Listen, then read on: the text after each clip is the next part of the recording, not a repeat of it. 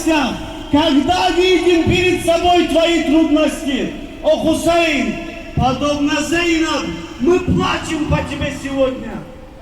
Сегодня мы стоим здесь, несмотря на дождь, на снег, на зной, на холод. Мы всегда будем стоять перед тобой, Хусейн. И подобно твоим сподвижникам мы будем говорить: если меня убьют, а потом разрежут, а потом сожгут, а потом мой пепел развеют по ветру, а после меня оживят, а потом убьют, а потом мой пепел развеют по ветру.